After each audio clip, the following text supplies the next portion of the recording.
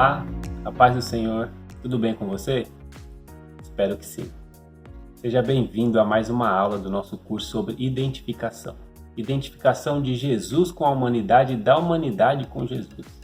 Se você tem acompanhado todo esse curso, todo esse conteúdo maravilhoso que nós estamos tendo, você já entendeu a necessidade de existir esses dois lados para que essa identificação funcione, amém? E se por um acaso você não tem acompanhado, você não está acompanhando esse curso desde o início, eu gostaria de pedir para você parar esse vídeo agora e voltar para o início, amém? Você procura pela primeira aula desse curso, a lei da identificação. E aí você assiste na sequência, é muito importante, não só para que você entenda o conteúdo, o contexto dessa aula de hoje, mas principalmente para que sua vida seja edificada com o todo desse conteúdo. Amém? Bom, e se você continuar aqui, eu acredito que você já tenha assistido as outras aulas, então você está preparado para a aula de hoje. Amém? O tema de hoje é: Ele foi feito justo. Ele quem? Jesus. Vamos começar pelo começo e entender o que significa justo. O que é justo? Segundo o dicionário da língua portuguesa, justo é quem age ou vive seguindo as normas da justiça e da moral. Honesto. Em um contexto bíblico, justo é aquele que é considerado puro diante de Deus. Amém? E se justo é quem vive seguindo as normas da justiça, então o que é justiça? Também segundo o dicionário da língua portuguesa, justiça é particularidade daquilo que se encontra de acordo com o que é justo, modo de entender e ou julgar aquilo que é correto. Amém? Então, Deus fez Jesus justo, honesto, seguindo as normas da justiça, entendendo e julgando aquilo que é correto. E o principal, vivendo correto. Amém? Mas por quê? Qual a necessidade de Jesus ser justo? Lá no livro do profeta Isaías, capítulo 53, versículo 11, diz assim, leia junto comigo aí. Ele verá o fruto do trabalho da sua alma e ficará satisfeito. Com o seu conhecimento, o meu servo, o justo, justificará a muitos, porque as iniquidades deles levará sobre si. Mais para frente um pouco, em Isaías mesmo, no capítulo 60, versículo 21, diz assim: E todos os do teu povo serão justos, para sempre herdarão a terra, serão renovos por mim plantados, obra das minhas mãos, para que eu seja glorificado. Então Jesus precisava ser justo para tornar justo todo aquele que nele crê e pratica a sua justiça. Amém? Acredito que você está acompanhando as outras aulas, né, deste curso e já entendeu que o preço a ser pago pela humanidade era o preço de um justo, a morte de um justo. E aquele que não conheceu o pecado, se fazendo pecado para resgatar a humanidade proveniente do pecado. Amém? Desde que Adão pecou e foi destituído da glória de Deus, o plano de Deus sempre foi restaurar essa posição, restaurar esse laço que ele tinha com a humanidade. E legalmente falando, vamos dizer assim, o preço para que isso acontecesse era exatamente a necessidade de um justo morrer no lugar dos injustos. E como além de Jesus ter morrido no nosso lugar, ele ressuscitou após 3 dias, ele não só pagou essa dívida, nos trouxe de volta para essa posição de justiça, mas além disso ele nos trouxe a vida eterna, uma vida livre do pecado e livre da morte. Amém? Daí a necessidade de Jesus ser justo. Lá em 1 Pedro, no capítulo 3, versículo 18, diz assim: Pois também Cristo morreu uma única vez pelos pecados, o justo pelos injustos, para conduzir-nos a Deus, morto sim, na carne, mas vivificado no Espírito. Amém? Então, resumindo essas questões iniciais, vamos dizer assim, Jesus foi feito justo para pagar o preço e nos tornar justos também, para que nós retomássemos a posição original, antes do pecado, a posição de justiça de Deus, assentados à destra do Pai, para que Ele mesmo seja glorificado com isso. Amém? Agora que a gente já entendeu esse início, a gente pode ir mais fundo. Mais fundo nesse assunto de nós sermos justos, de nós vivermos a vida de justiça de Deus. Amém?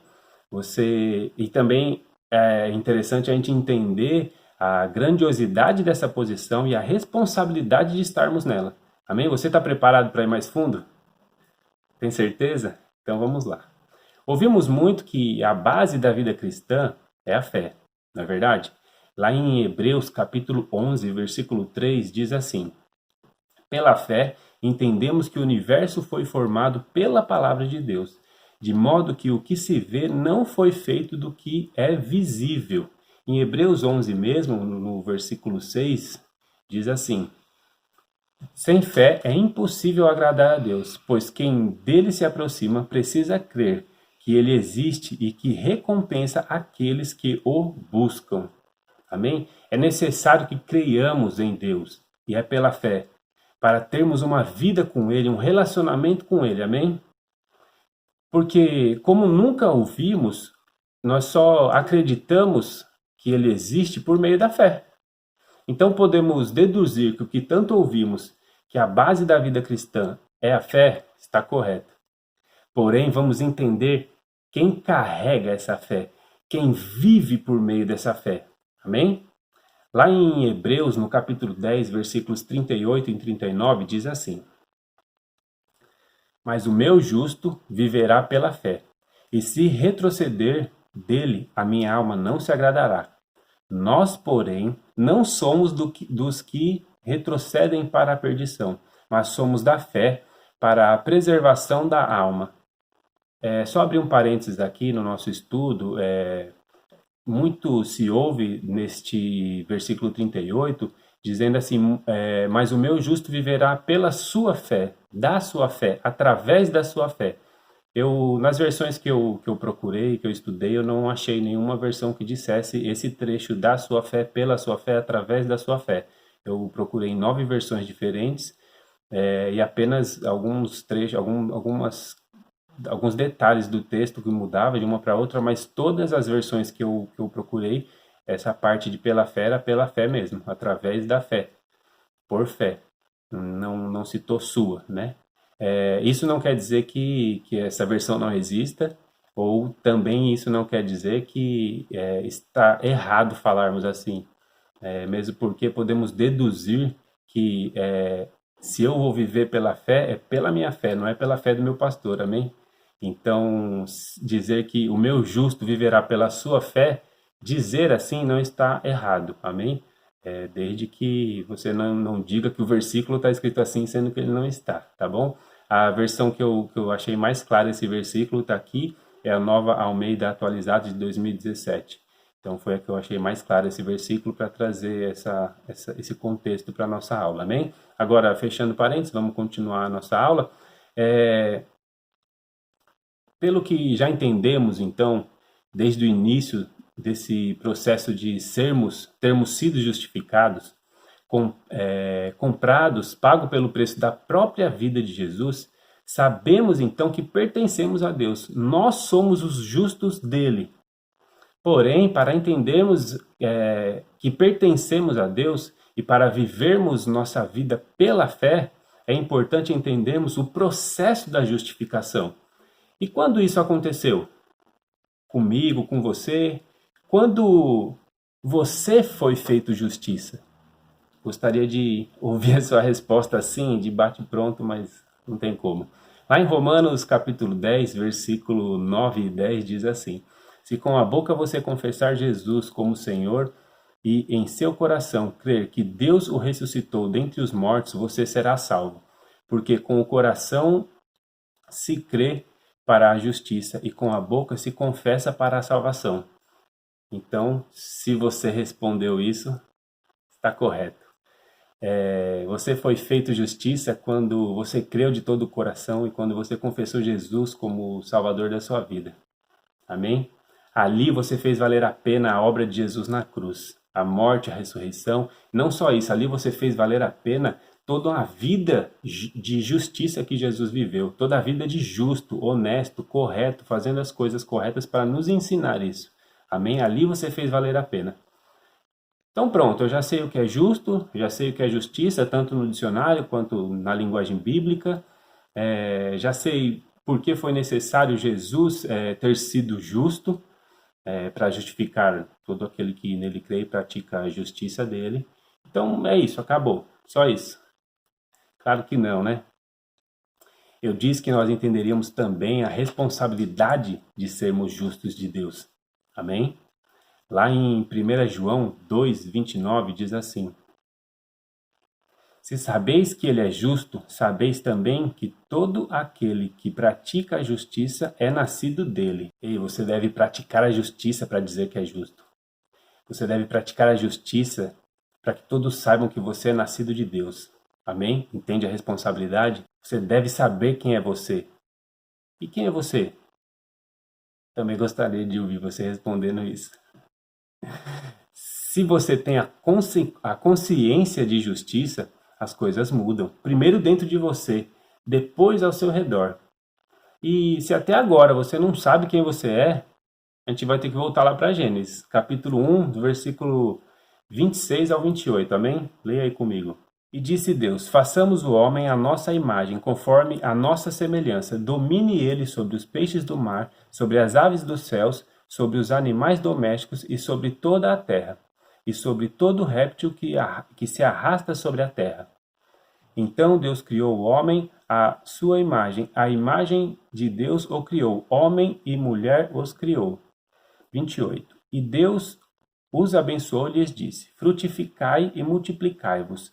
Enchei a terra e sujeitai-a.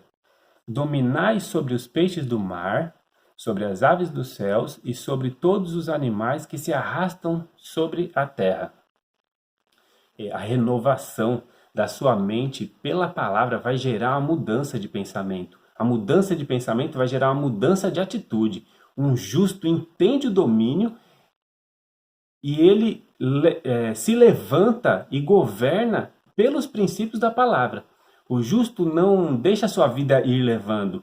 Ele se levanta e declara antes tudo aquilo que ele precisa, tudo aquilo que ele deseja, estando alinhado com a palavra de Deus, é claro, amém? O justo não vive pelo problema. O justo não ora quando aparece um problema. O justo não busca a palavra, não busca a direção de Deus quando aparece um problema. O justo decide o que fazer diante do problema, porque ele tem bagagem para isso. Amém? É preciso ter a consciência de justiça e vivermos segundo essa revelação, praticando a justiça para que a nossa fé seja operante e avancemos mais e mais. Essa é a vontade de Deus. Agora você entende o quão importante é sabermos sobre a justiça de Deus, não é verdade? Você é justiça de Deus. Eu sou justiça de Deus. A conta do pecado foi paga. Por isso eu sou justo. Gostaria que você declarasse isso comigo. Eu sou justiça de Deus. A conta do pecado já foi paga. Por isso eu sou justo. Essa é a consciência que nós devemos ter, amém? Cuide do que você fala. Principalmente cuide do que você pensa. Você é justo. E está em uma posição de domínio, de governo, principalmente da sua vida. Amém? O justo zela por sua vida e não dá lugar ao diabo.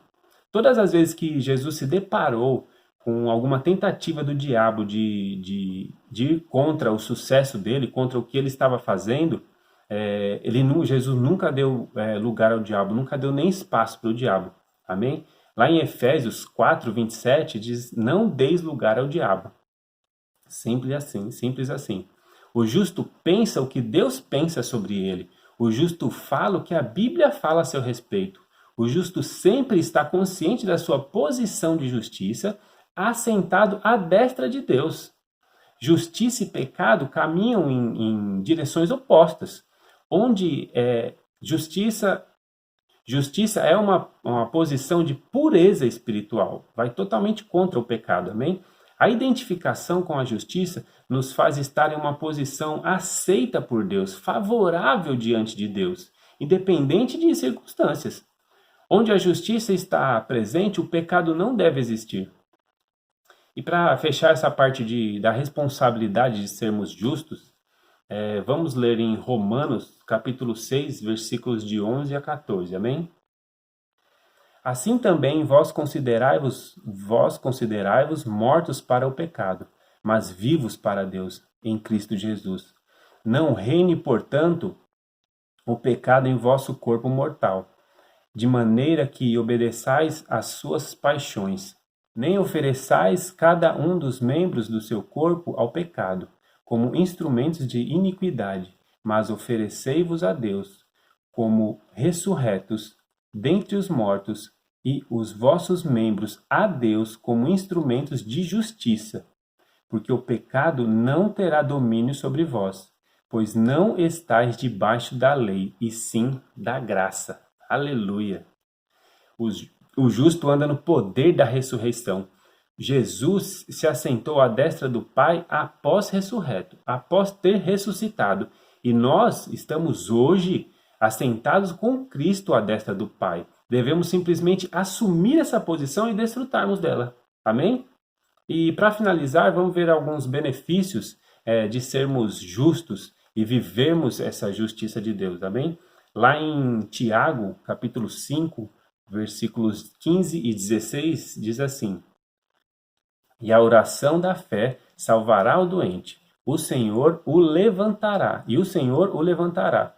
E se houver cometido pecados, ser-lhe-ão perdoados. Confessai as vossas culpas uns aos outros, e orai uns pelos outros, para que sareis. A oração feita por um justo pode muito em seus efeitos. O benefício aí de quem entende e vive a justiça de Deus é ter muito poder nas suas orações e ser respondidas. Bom, né? Vamos agora ler em Romanos, capítulo 5, versículos 15 a 18. Amém? Entretanto, não há comparação entre a dádiva e a transgressão, pois se muitos morreram por causa da transgressão de um só, muito mais a graça de Deus, isto é, a dádiva pela graça de um só homem, Jesus Cristo, transbordou para muitos. Aqui a gente começa a entender a comparação daquela profecia de Isaías, amém? Que a gente leu lá no início. 16. Não se preocupe, não se pode, versículo 16, não se pode comparar a dádiva de Deus com a consequência do pecado de um só homem. Por um pecado veio o julgamento que trouxe condenação, mas a dádiva decorreu de muitas transgressões e trouxe justificação. 17. Se pela transgressão de um só a morte reinou por meio dele, muito mais aqueles que recebem de Deus a imensa provisão da graça e a dádiva da justiça reinarão em vida por meio de um único homem, Jesus Cristo. Consequentemente, assim como uma só transgressão resultou na condenação de todos os homens, assim também um só ato de justiça resultou na justificação que traz vida a todos os homens. A justificação, além de tudo, nos trouxe o direito de reinar em vida. Oh, aleluia! Isso é bom demais, né? Por isso nós estamos assentados juntamente com o Rei dos Reis. Mais um benefício de vivermos da justiça de Deus, a gente vai ler lá em Provérbios, capítulo 4, versículo 18. Mas a vereda dos justos é como a luz da aurora, que vai brilhando mais e mais até ser dia perfeito. Aleluia! Ei, a vida do justo, a sua vida tem brilho. É só brilhar mais e mais até ser dia perfeito, amém? Aleluia! E por último, eu quero ler mais um texto bem conhecido. Está lá em Mateus capítulo 6, do versículo 25 até o 34. Leia aí comigo. Portanto, eu lhes digo, não se preocupem com suas próprias vidas, quanto ao que comer ou beber, nem com seus próprios corpos quanto ao que vestir. Não é a vida mais importante do que a comida, e o corpo mais importante do que a roupa? Observem as aves do céu, não semeiam nem colhem, nem armazenam em celeiros, contudo, o Pai Celestial as alimenta. Não têm vocês muito mais valor do que elas? Quem de vocês, por mais que se preocupe, pode acrescentar uma hora que seja à sua vida? Por que vocês se preocupam com roupas? Vejam como crescem os lírios do campo, eles não trabalham nem tecem. Contudo, eu lhes digo que nem Salomão, em todo o seu esplendor, vestiu-se como um deles. Se Deus veste assim a erva do campo que hoje existe e amanhã é lançada ao fogo, não vestirá muito mais a vocês, homens de pequena fé? 31. Portanto, não se preocupem dizendo o que vamos comer, ou o que vamos beber, ou o que vamos vestir, pois os pagãos é que correm atrás dessas coisas. Mas o Pai Celestial sabe que vocês precisam delas. Busquem, pois, em primeiro lugar o reino de Deus e sua justiça, e todas essas coisas lhes serão acrescentadas. Portanto, não se preocupem com o amanhã, pois o amanhã se preocupará consigo mesmo. Basta a cada dia o seu mal.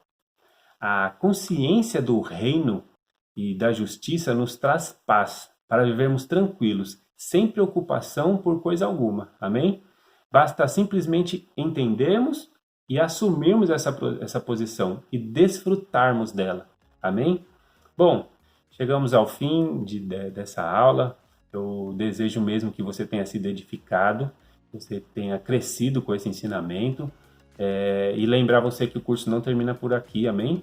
Que ainda terão outras aulas com o mesmo assunto. É importante você acompanhar até o final para sua vida ser edificada com esse assunto e acompanhar os próximos cursos também que virão. Amém?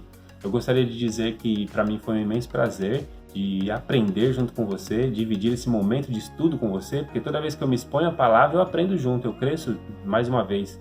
Amém? Então, muito obrigado por fazer parte do meu crescimento, deste momento de crescimento comigo. Amém?